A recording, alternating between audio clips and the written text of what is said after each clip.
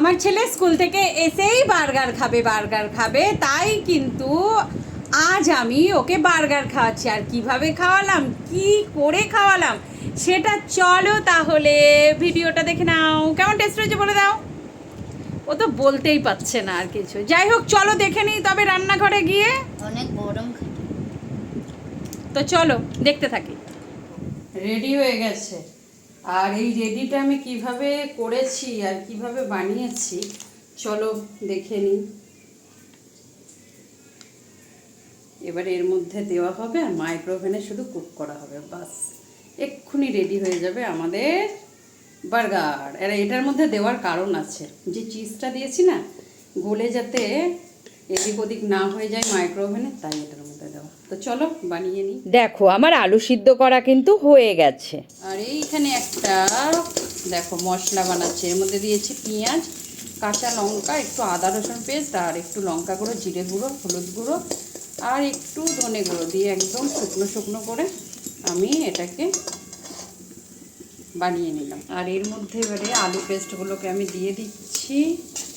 এই যে এটা দিয়ে কী বানাবো বলো তো, চলো চলো দেখো বানাচ্ছি। এটা একটা প্যাটি বানাবো তার জন্য, তো চলো বানাতে থাকি। ঠিক আছে বানিয়ে নিই আগে, তারপরে দেখাবো। আমার আলুর পুরটা হয়ে গেছে এখানে। আর এখানে কিন্তু আমি নিয়ে নিয়েছি বিস্কিটের গুঁড়ো, আর এখানে কেটে নিয়েছি আমি কয়েকটা টমেটো, এখানে পেঁয়াজ, আর এইখানে ক্যাপসিকামটা দেখছো, কাঁচা ক্যাপসিকাম আমি একদমই পছন্দ করি না। তেলটা বসিয়ে দিয়েছি, তার জন্য দেখো এখানে আমার তেলটা বসানো আছে। তো তেলটার মধ্যে আমি সামান্য, এবারে আমি কড়াইতে যেটুকু তেল ছিল তার মধ্যে এই ক্যাপসিকামগুলো একটু সটে বানিয়ে নেব। কিন্তু বার্গার যখন দোকানে আমরা খাই তখন একটা গোল রাউন্ডের ক্যাপসিকাম আমরা পাই, কিন্তু যেহেতু আমি বাড়িতে বানাচ্ছি তাই একটু আমি টুকরো টুকরো করে কেটেই নিয়েছি। আর এদিকে আমি একটু কর্নফ্লাওয়ার গুলে নিলাম। চলো ভালো করে গুলে নিতে হবে এটাকে, খুব সুন্দর করে গুলে নেবে যাতে এর মধ্যে কোনো দানা না থাকে, ঠিক আছে? আর এটার মধ্যে দানা থাকেও না তেমন। যাই হোক চলো গুলে নিচ্ছি। গুলে নেওয়া হয়ে গেছে। আর এখানে কিন্তু আমার বিস্কিটের গুঁড়োও রেডি আছে। বিস্কিটের গুঁড়োটা কিন্তু ভালো করে বেছে নেবে। তারপরে দেখো হাতের তালুতে একটু তেল দিয়ে ওখানে কিছুটা সামান্য আলু নিয়ে এরকমভাবে গোল গোল করে এই প্যাটিগুলোকে এই কর্নফ্লাওয়ারের জলে একবার চুবিয়ে তারপরে কিন্তু বিস্কিটের গুঁড়ো মিশিয়ে সাইডে রেখে দেবে। তো দেখো আমি বানিয়ে ফেলেছি। আর এবারে চলো পাউরুটিগুলো দেখি। এই যে আমার পাউরুটি রেডি আছে। তো এগুলো কিন্তু আমি দোকান থেকে কিনে এনেছি, প্রথমেই বলেছি।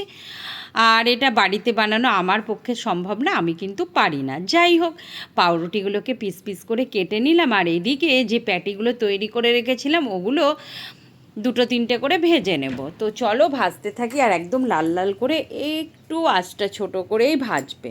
তো দেখো পাউরুটিগুলো পিস পিস করে কাটা হয়ে গেছে আমার।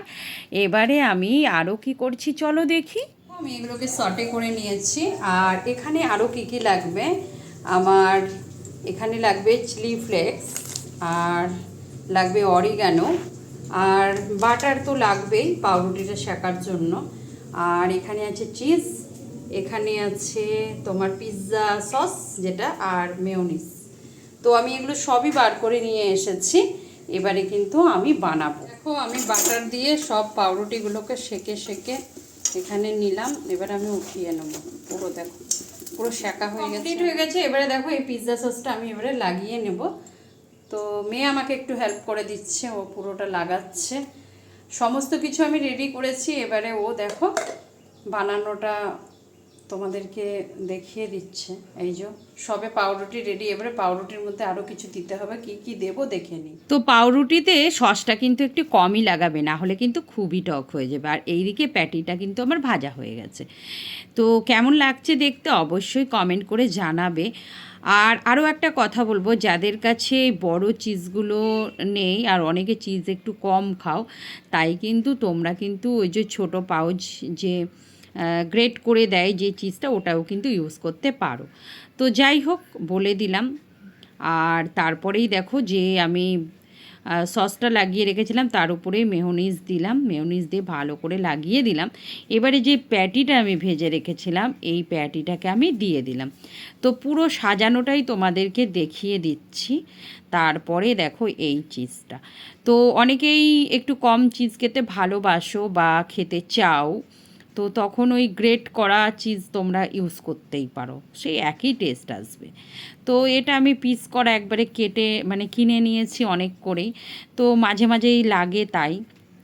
তো দেখো এরপরে কিন্তু এবারে ওই যে আমি যে সটে বানিয়ে রেখেছিলাম ক্যাপসিকাম সেটা দিলাম, তারপরে কিন্তু তার উপরে টমেটো দিয়ে দিয়েছি, পেঁয়াজ দিয়ে দিয়েছি, আর তার উপরে এবারে আমি দেব কি বলো তো, এই দিকের পিসটার উপরে আমি চিলি ফ্লেক্স দিয়ে দিলাম, তারপরে দিয়ে দেবো এর উপরে একটু অরিগ্যানো। এবারে কিন্তু প্রায় আমার কমপ্লিট হয়েছে, এর মধ্যে কিন্তু লেটুস পাতা দিলে আরও ভালো হতো, সেই লেটুস পাতাটা কিন্তু আমার কাছে নেই, তো আমি পাইনি, বাজারে খুঁজেছিলাম পাইনি, এটাই হলো কথা। তো আমার পুরোটাই রেডি হয়ে গেছে। এই রকমভাবে তোমরাও কিন্তু বাড়িতে অবশ্যই বানিয়ে একবার খেয়ে দেখো আর আমাকে জানিও কেমন লাগলো। সত্যি কথা বলতে আমার তো খুবই টেস্টি লেগেছিল, অবশ্যই তোমরা একবার বানিয়ে খেও। বার করে নিয়েছি মাইক্রোওভেন থেকে, এখন কি হয় ওই দেখো লুকটা। এটার মধ্যে দেওয়ার একটাই কারণ, সেটা হলো এই যে চিজটা যে গলে যায় না, চারিদিকে মাইক্রোওভেনের না হয় তার জন্য, দেখতেই পাচ্ছ উঠিয়ে এনে। আর এখানে আমি রেডি করে ফেলেছি টমেটো সস আর মেয়োনিজ। তো চলো কেমন হয়েছে অবশ্যই কমেন্ট করে জানাবে। কি লোভনীয় হয়েছে তো, দেখছো একদম বাড়িতে বানানো বার্গার। যে চিজটা গলে গেছিলো সেটা কিন্তু আমরা পুরো উপরে দিয়ে দিলাম, খেতে কিন্তু আরও টেস্টি হয়ে যাবে। এর উপরে যদি একটু অরিগ্যানো দেওয়া যায় না, তো একটু হালকা অরিগ্যানো খেতে ভালোবাসে ছেলে, তাই একটু দিলাম। কেমন হয়েছে লুকটা দেখো, অবশ্যই জানিও। আর কে কে এরকম বার্গার খেতে পছন্দ করো সেটাও জানিও। তো দেখছো ছেলে স্কুল থেকে এসেছে, আর এসেই ওর বায়না খাবে, তো ওই বানিয়ে ফেললাম ওই কারণেই। আমি খাবার বানাতে বলছি, এত ভালো জিনিস বানিয়েছি।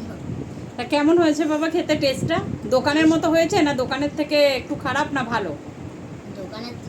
দোকানের মতনই হয়েছে। তাই? বাহ, তুমি খুশি তো? চলো খেতে থাকো। তো দেখো আমি ভিতরটাও তোমাদের দেখিয়ে দিলাম, কি সুন্দর দেখতে হয়েছে। তো আমার তো খুব খুব ভালো লেগেছে, নিজে বানিয়েছি বলে বলছি না, খুব টেস্টও হয়েছিল। ছেলে তো খেয়ে ভালোই বললো, এবারে মেয়ে নিজেরটা নিজেই বানিয়ে নিয়েছে, আর নিজেরটা দেখে মনে হচ্ছে দারুণ টেস্টি বানিয়েছে। আর তোমাদের কেমন লাগলো এই বার্গার বানানোর রেসিপিটা অবশ্যই কমেন্ট করে জানিও। যদি ভালো লাগে লাইক কমেন্ট শেয়ার করতে একদমই ভুলো না। আজকে আসি, টাটা।